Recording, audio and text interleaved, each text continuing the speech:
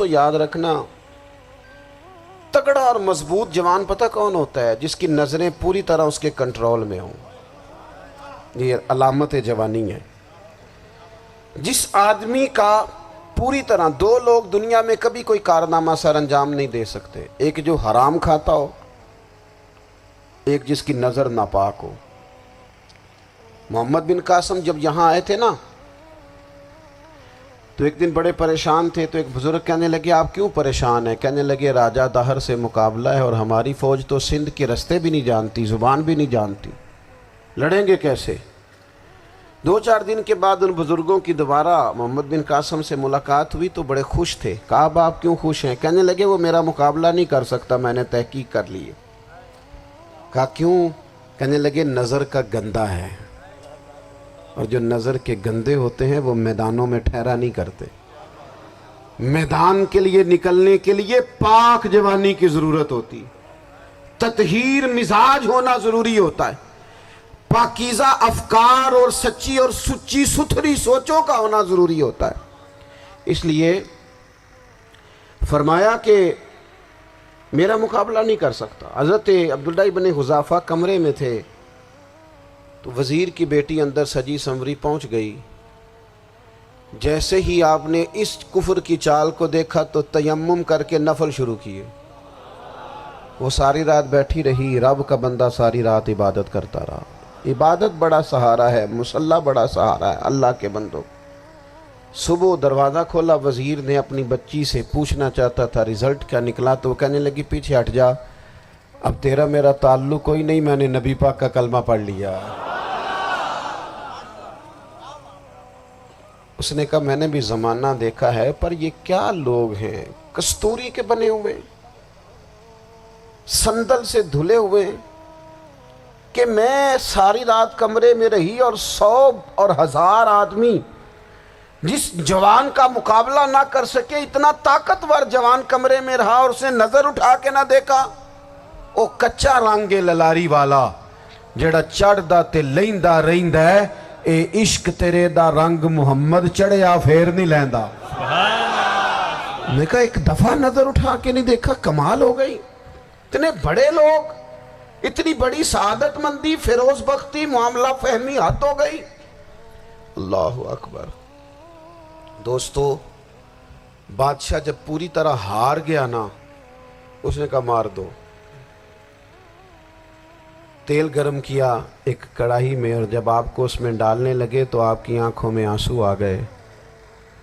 بادشاہ کا خیال ہوا شاید نرم ہو گئے ہیں. کہنے لگا روئے کیوں؟ فرمانے لگے سوچتا ہوں جان ہی ایک ہے، کتنا مزہ ہے اس کی راہ میں جان دینے کا، کتنی لذت ہے اس کے نام پر مرنے میں، کتنا لطف ہے. جے تو چڑھیا اتے دار بھی نہیں، تے جے تو وکیا عشق بازار بھی نہیں، تے ایڈا سستا سودا پیار بھی نہیں، تے ایڈا سستا لبدا یار بھی نہیں. کئی جنگل گانے پیندے نہیں، کئی دوزخ لنگنے پیندے نہیں، جے وہ اس ملوں بھی مل جاوے ایدوں سستا ہور بپار بھی نہیں. تے کچھ سمجھ نہ آوے لوکانوں وہ کادے نال شہید کرے، ڈٹھی یار دے ہاتھ تلوار بھی نہیں، پر او دا خالی جاندہ وار بھی نہیں. کہنے لگے ایک جان ہے نا، تو دل کرتا ہے ہزاروں ہوتی تو ایک ایک کر کے محبوب کے نام پہ قربان کرتا. جب میرے پاس ہے ہی ایک، کروں کیا؟ حضرت عبداللہ ابن حذافہ رضی اللہ تعالیٰ عنہ جب روئے اور بادشاہ نے یہ بات سنی تو بادشاہ اٹھ کے کھڑا ہو گیا. سارے وزیروں مشیروں کو کہنے لگا تم نے کہا تھا نا بندہ ضائع کرنے والا نہیں، یہ بھی ضائع کرنے والا نہیں. کہنے لگا میرا ماتھا چومو، تم جیسے لوگوں کو قتل نہیں کرنا چاہیے، آزاد کرنا چاہیے. عزیز اپنی زندگی سے نا یہ بہت زیادہ ہرس، ہوس، طمع، اور یہ کسی بات کی بھی ہو، ہرس صرف پیسوں کی نہیں ہوتی ہے، شہرت کی بھی ہوتی ہے. یہ بیماری انسان کو اقتدار کی بھی ہوتی ہے، تعریف کی بھی بیماری ہوتی ہے. یہ سارے نقص ہوتے ہیں لوگوں کو، اور معاذ اللہ بعض جبوں کبوں کے اندر بھی ہوتے ہیں، وہاں بھی پنپتے ہیں. اپنی زندگی جب تک اس سادگی میں نہیں لاؤ گے جو رسول پاک نے عطا فرمائی ہے، جب لوگ آسانیوں میں پوری طرح الجھ گئے تو پھر وہ دور ہوئے اور کفر چڑھ گیا۔ دوسری بات، اللہ کے محبوب صلی اللہ تعالی علیہ وسلم کی محبت ہم سے تقاضا کرتی ہے کہ ہم اس مشن کے لیے کام کریں جس مشن کے لیے رسول پاک نے کام فرمایا ہے۔ ہم سارے کام بڑی مضبوطی سے، سوچ سمجھ کے، تدبر سے، حکمت سے، تقاضوں کو مد نظر رکھتے ہوئے کرتے ہیں سارے کام۔ دین کے کام میں ہمارا مزاج نہیں ہوتا، او ہو جائے گا جی، آپ بسم اللہ پڑھیں جی، شروع کریں جی۔ آپ تقاضوں کو سمجھیں، چیزوں کو دبائیں نہیں، چیزوں پر غور کریں۔ کسی کے ذہن کی سطح پر سوال ابھرتا ہے، اس کا تسلی بخش جواب دیں۔ اپنی زندگی میں دین کے کام کے لیے اپنے آپ کو وقف کریں، اور دین کے کام کے بہت سارے پہلو ہیں۔ ہزاروں لوگوں کو قرآن پاک ٹھیک پڑھنا نہیں آتا، ہزارہا لوگ ہیں جو قرآن مجید کے مطالب سے آگاہ نہیں ہیں، دین کی بنیادی ضروریات سے لوگ نابلد ہیں۔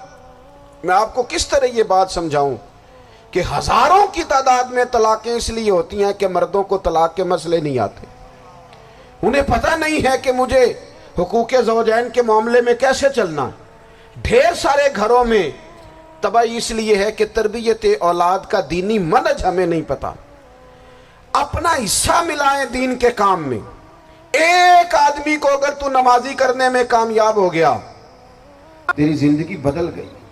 وہ دین بیزار لوگ جو ہمارے بیچ بیٹھ کے ہماری نوجوان نسل کو پگڑی اور داڑھی کا نام لے کے بنیادی طور پر دین سے دور کرتے، ایسے نوجوانوں کو دین کا پیغام محبت دے کر دین کے قریب کرنا ہماری ڈیوٹیوں کا حصہ ہے۔